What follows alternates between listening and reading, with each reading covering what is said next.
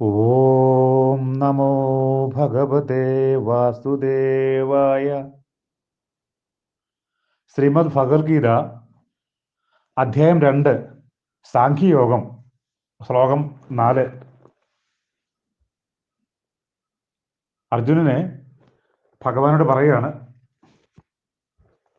കഥം ഭീഷ്മമഹം സംഖ്യേ ദ്രോണഞ്ച മധുസൂദന ഇഷിഭി പ്രതിയോത്സ്യാമി പൂജാർഹാമരിസൂദന.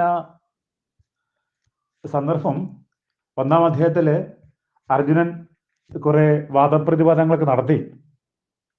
യുദ്ധം ചെയ്യാൻ നമ്മൾ തീരുമാനിച്ചത്, സ്വജനങ്ങളെ കൊല്ലുന്ന യുദ്ധത്തിൽ തീരുമാനം എടുത്തത് പോലും മഹാപാപമായി പോയി. അതുകൊണ്ട് ആ ചിന്തിച്ചതിന് പോലും പ്രായശ്ചിത്തം ചെയ്യണം എന്നൊക്കെ പറഞ്ഞുകൊണ്ട് കുറെ അവകാശവാദങ്ങൾ നിരത്തി. അതിന് ഭഗവാൻ മറുപടി പറഞ്ഞു. 2-ാം അധ്യായത്തിൽ പറഞ്ഞത് എന്താണ്? ക്ലൈബം മാസ്മഗമ പാർത്ഥ, ഇതൊരു ക്ലീബതയാണ്, ഒരു നപുംസകത്തിന്റെ സ്വഭാവമാണിത് എന്ന് പറഞ്ഞ് ആ ശക്തമായിട്ടൊരു താക്കീത് ചെയ്തു. അപ്പൊ അന്തരം ഒരു സത്വബുദ്ധിയായ അർജുനന്റെ മനസ്സിൽ അത് ഉൾക്കൊണ്ടു കുറെ സംശയങ്ങൾ ഉണ്ടാകുകയാണ്. അതാണ് ഇവിടുത്തെ പ്രതിപാദ്യ വിഷയം.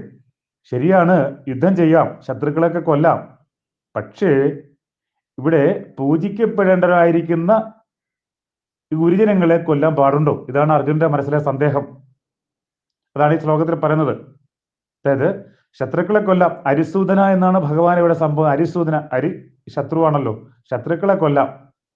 അതായത് അരിസൂദന മധുസൂദന, അരിസൂദനായ മധുസൂദന എന്നാണ് ഇതിനകത്ത് പറഞ്ഞിരിക്കുന്നത്. പൂജാർഹാം അരിസൂദന, വാക്കെടുക്കുമ്പോൾ മനസ്സിലാവും. അരിസൂദന, അരിസൂദൻ, അരി ശത്രു.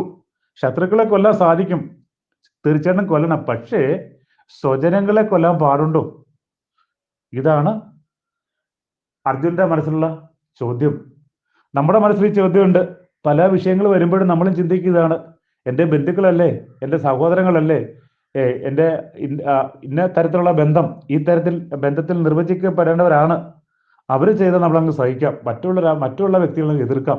എപ്പോഴും നമുക്കും ഇതുപോലൊരു സ്വജന പക്ഷപാതം അനുസരിച്ചാണ് കാര്യങ്ങൾ നമ്മളും കാണുന്നത്, അല്ലേ? അപ്പം ശത്രുക്കളെ എങ്ങനെയും നശിപ്പിക്കാം, പക്ഷെ സ്വജനങ്ങളാകുമ്പോൾ അത് പാടുണ്ടോ? ഈ ചോദ്യമാണ് അർജുനൻ അങ്ങോട്ട് ഭഗവാനോട് ഉന്നയിക്കുന്നത്. കഥം ഭീഷ്മമഹം സംഖ്യേ ദ്രോണകാച്ച മധുസൂദന ഇഷിഭി പ്രതിയോത്സ്യാമി പൂജാർഹം അരിസൂദന. അപ്പൊ അതിന്റെ ആ ശ്ലോകത്തിന്റെ അർത്ഥം എടുക്കുമ്പോൾ ആദ്യം അരിസൂദന എന്നുള്ളത് മധുസൂദന്റെ വിശേഷണമാണ്. മധുസൂദനൻ, മധു എന്ന അസുരനെ നിഗ്രഹിച്ച ആൾ മധുസൂദനൻ ഭഗവാന്റെ പര്യായമാണ്. അരിസൂദന എന്നുള്ളത് അതിന്റെ ഒരു വിശേഷണമായിട്ട് എടുക്കണം. അപ്പൊ അരിസൂദന മധുസൂദന, ശത്രുനിഗ്രഹം ചെയ്യുന്ന അല്ലയോ ശത്രുക്കളെ കൊല്ലുന്ന അരിസൂദനായ മധുസൂദന, ശത്രുനിഗ്രഹം ചെയ്യുന്ന അല്ലയോ ശ്രീകൃഷ്ണ. പൂജാർഹു, പൂജിക്കപ്പെടേണ്ടരായ, പൂജാർഹരായ, ഭീഷ്മഞ്ച ദ്രോണഞ്ച, ഭീഷ്മരെയും ദ്രോണരെയും, സംഖ്യേ, സംഖ്യേ യുദ്ധത്തിൽ അഹം ഞാൻ, ഇഷുഭി ബാണങ്ങൾ എയ്ത്, ആയുധങ്ങൾ പ്രയോഗിച്ച്, കഥം പ്രതിയോത്സ്യാമി എങ്ങനെ നേരിടാനാണ് ഞാൻ അവർക്കെതിരെ ആയുധം പ്രയോഗിക്കുന്നത്? നല്ലതാണോ? അത് സത്യത്തിന് വിരുദ്ധമാകില്ലേ? അങ്ങനെ പാടുണ്ടോ? ഇതാണ് അർജുനന്റെ ചോദ്യം, അല്ലേ? ഇവിടെ അർജുനന് യുദ്ധത്തിലെ പല യുദ്ധങ്ങളിലും അനേകായിരം പേരെ കൊന്നൊടുക്കിയ അർജുനന് ഇവിടെ യുദ്ധം അനിവാര്യമായ സന്ദർഭത്തിൽ യുദ്ധം ചെയ്യാൻ യുദ്ധത്തിന്റെ ഫൈനൽ സൈറനം മുഴങ്ങിയിരിക്കുകയാണ് ഈ സംശയം പ്രകടിപ്പിക്കുന്നത്, ഓർക്കണം. അവിടെ ചെല്ലുമ്പോൾ യുദ്ധത്തിൽ എതിരായിട്ട് നിൽക്കുന്ന ശത്രുക്കളെ മാത്രമാണ് ഇവിടെ അർജുനൻ കാണുന്നത്. അവരുടെ ബന്ധുത്വം മാത്രമാണ് കാണുന്നത്, അവരുടെ ബന്ധുത്വമാണ്, ദേഹബോധത്തിലുള്ള ബന്ധമാണ് കാണുന്നത്. അപ്പൊ അതുകൊണ്ട് തന്റെ സംശയത്തെ ഭഗവാനോട് ഉന്നയിക്കുകയാണ്. ശത്രുക്കളായുള്ളവരെ കൊല്ലുന്നതിന് യാതൊരു തടസ്സവുമില്ല, പക്ഷേ ബന്ധുക്കളെ കൊന്നിട്ട് ഈ ഗുരുജനങ്ങളെ കൊല്ലാൻ പാടുണ്ടോ എന്നുള്ള സംശയം പ്രകടിപ്പിക്കുകയാണ്. കഥം ഭീഷ്മമഹം സംഖ്യേ ദ്രോണഞ്ച മധുസൂദന ഇഷിഭി പ്രതിയോത്സ്യാമി പൂജാർഹാമരിസൂദന.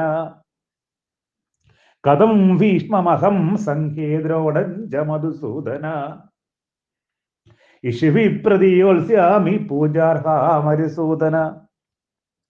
നമുക്കിതിനകത്ത് ഈ അധ്യായത്തിലെ 11-ാം ശ്ലോകത്തില് ഭഗവാൻ പറയുന്ന മറുപടി മുതലാണ് പ്രസക്തമായിട്ടുള്ളത്. അതുവരെ വായിക്കാൻ പഠിക്കാം, അത് മാത്രമേ ആവശ്യമുള്ളൂ. ലളിതമായിട്ട് അർത്ഥം ആശയം മനസ്സിലാക്കിയാൽ മതിയാവും. നമസ്തേ.